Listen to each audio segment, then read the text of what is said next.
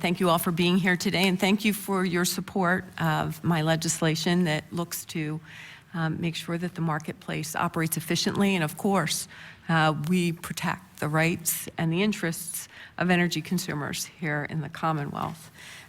So this last month, it has been extremely challenging with some of, I think, the most prolonged cold weather our residents have experienced in quite some time. And I think it's going to lead to a lot of customers who perhaps will have some sticker shock when they go and look at their utility bills. So when we look at making it easier for customers to switch energy suppliers, Pennsylvania has roadblocks in place. Can you talk to me about some of those barriers that prevent customers who would like to rate shop, or as you noted earlier, maybe look for certain things in their energy generation? What's preventing them from making that switch from their default service provider to someone, to another provider in the marketplace?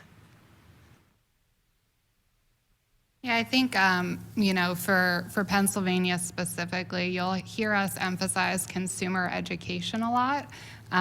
You know, default service ideally is the provider of last resort, so it's there as a backstop if a customer does not make a choice. But unfortunately in Pennsylvania, a customer doesn't have to make a choice. They go on to default service when they set up new utility service, and they don't need to go out into the market. So I think really, you know, encouraging customers to be aware of their options. The Public Utility Commission has done an excellent job.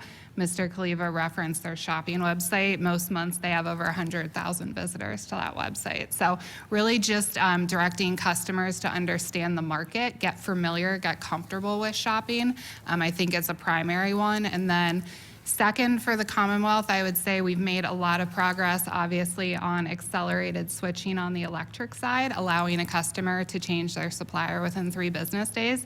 It can still take 30 to 45 days on the gas side. And so that is probably an area where we could look for some improvement, because customers these days, they're used to making a choice today and having it happen today. And so if a customer sees, especially on the gas side, an offer that will provide them savings, allowing them to do that faster than 45 days out would be an improvement. Thank you. Further?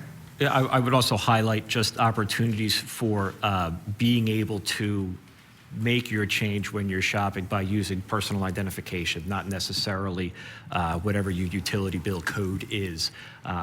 You know, if you're in the middle of the month and you think that you should really start taking a look at shopping, you've probably already thrown your utility bill in the shredder, so you don't have easy access to whatever that specific code is.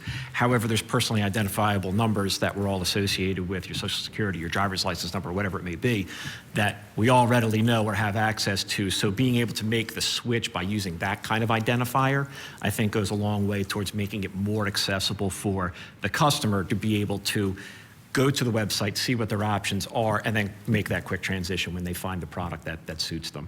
And a bit of a tangent, but if I want to highlight also your comment about sticker shock and the price of the bill, should be included in your formal testimony from us. If you take a look at data from the PUC's website from 2014 to 2024, where the data is available, when you account for inflation, on your 2 parts of the bill, you have your generation costs, you have your T&D charges.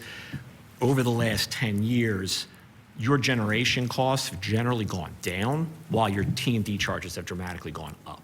So when we talk about those spikes and this rapid increase that we're seeing in this billing, generally you want to point to generation, because we hear about the wholesale market and things like that have gone high. However, those T&D charges are really significantly increasing as well. And those increases are having a dramatic impact on bill costs. Thank you. Thank you very much, Mr. Chairman.